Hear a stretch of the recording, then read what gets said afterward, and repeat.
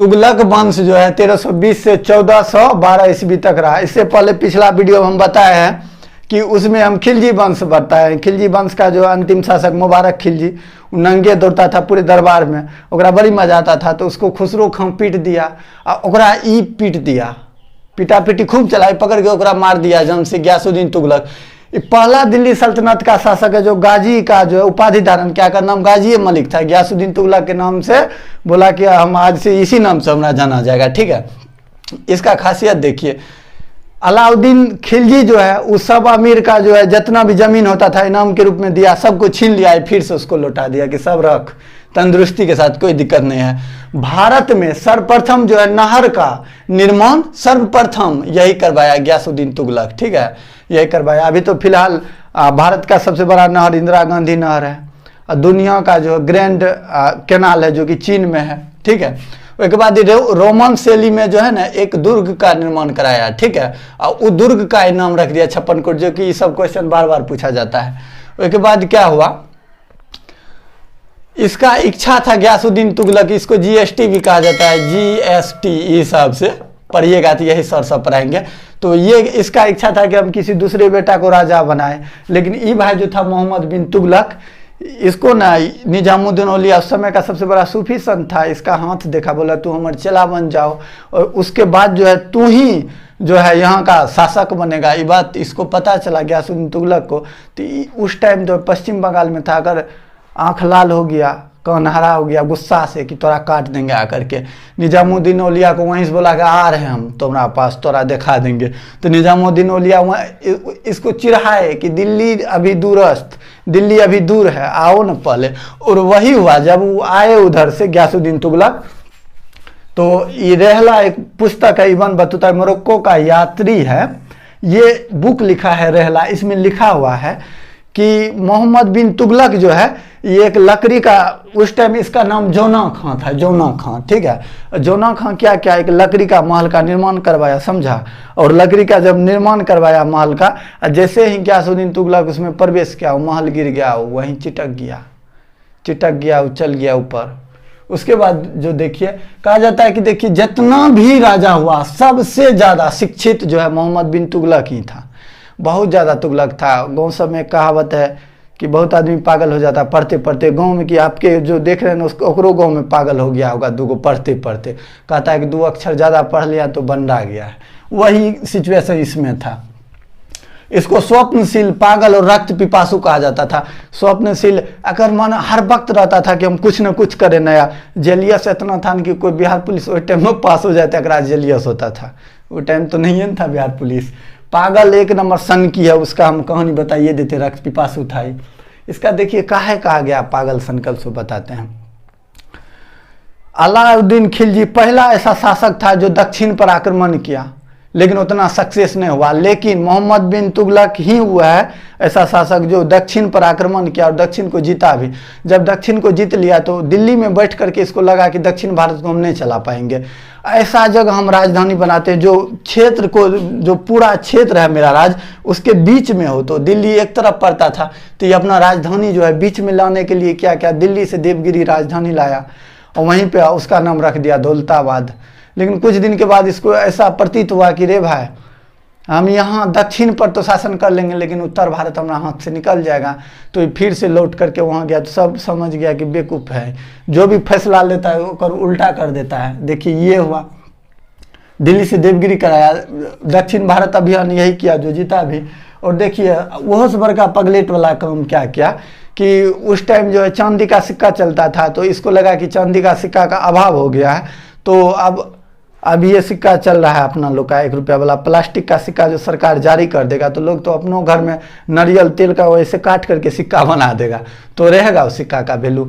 ये क्या क्या चांदी के सिक्का के बराबर का तुलना कर दिया। 2 है उस टाइम का इतिहासकार, फरिश्ता का कहना है कि नहीं रे भाई कांसा का सिक्का निकाला, आई बर्नी का कहना है कि नहीं रे भाई तांबा का सिक्का, जो कि अभी तक विवादित है, लेकिन ये सिक्का निकाला इस चीज का। उसमें ये क्या कर दिया, तांबा के सिक्का बराबर इसको कर दिया। इसका परिणाम ये हुआ कि पूरे राज्य जो है फिर से त्राहिमाम हो गया, से मतलब कि मूल्य सब चीज का गिर गया। उसके बाद जो है फिर ही अपना फैसला से बोला कि नहीं नहीं गलत फैसला है, हम फिर वापस करते हैं, तो वापस कर दिया। उसमें भी सब समझ गया कि सनकी आदमी है।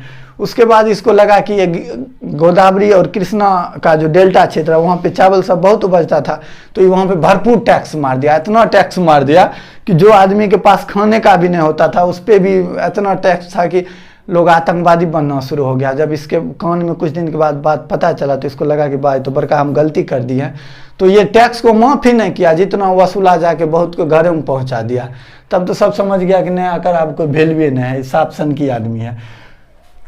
दीवान अमीर ए कोई होता है ना अपना लोग के घर में, जिसमें दही सब भोज सब में जमाते हैं तो ओकरा कोहिए कहते हैं।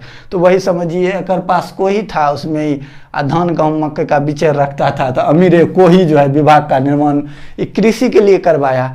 इतना समझ लीजिए। जब आपको तो बोल ही दिए कि कांसा और तांबा का जो है सिक्का चलवाया, इसके लिए इसको प्रिंस ऑफ मनियर्स का एडवर्ड थॉमस, यानी कि सिक्कों का राजकुमारी। क्वेश्चन बहुत बार पूछा गया है कि प्रिंस ऑफ मनियर्स किसको कहा गया, तो एडवर्ड थॉमस को कहा गया। इब्न बतूता अपन भारत का नहीं था, अफ्रीका का आदमी था, मोरक्को से आया। और इब्न बतूता अगर कुछ ही दिन के बाद जो है मोहम्मद बिन तुगलक जो है इसको राजा बना दिया, गाजी बना दिया। एक बुक रेहला लिखा है जिसमें पूरे तुगलक वंश का अच्छा से जानकारी है। इतने कमजोर हो गया, इतना कमजोर हो गया कि हरियर और बुक्का नाम का दो भाई था, वो अलग विजयनगर साम्राज्य का स्थापना कर दिया। मतलब सब राज जो भी थोड़ा सा भी शक्तिशाली आदमी था वो राज से अलग होकर के अपना राज बनाने लगा। और उसी तरह जो है एक अलाउद्दीन बहमन शाह है, ये भी बहमनी साम्राज्य का। दोनों क्वेश्चन बार बार पूछा गया है कि विजयनगर साम्राज्य किस टाइम जो है अलग हुआ, तो ये मोहम्मद बिन तुगलक के समय, और बहमनी साम्राज्य ये दोनों जो है मोहम्मद बिन तुगलक के समय जो आज़ाद हुआ। उसके बाद ठट्टा में कर तबीयत खराब हो गया, कुछ ही दिन के बाद ही चिटक गया। उसके बाद इसका भाई आया फिरोज शाह तुगलक, वो एक नंबर हिंदू विरोधी शासक था। वो मंदिर सब को न तोड़ करके उसमें जो भी मूर्ति होता था, मूर्ति के टुकड़ा को मांस तोड़ने के लिए कसाई को दे देता था। हम थोड़ा मिटाते हैं, उसके बाद हम फिरोज शाह तुगलक के बारे में बताते हैं। तो फिरोज शाह तुगलक के बारे में बताए थे। ऐसा माना जाता है कि अगर मम्मी जो है माए हिंदू और बाप अगर मुसलमान था, एक के कारण जो है इसको इतना परेशानी, मतलब सोच समझ के हिंदू को परेशान करता था कि कोई भी मुसलमान जो है उस टाइम जो अमीर हो हम पे आरोप नहीं लगाए कि तुम हिंदू को जो है बहुत मानता है और हमरा नहीं मानता है, ऐसा कोई बात नहीं हो।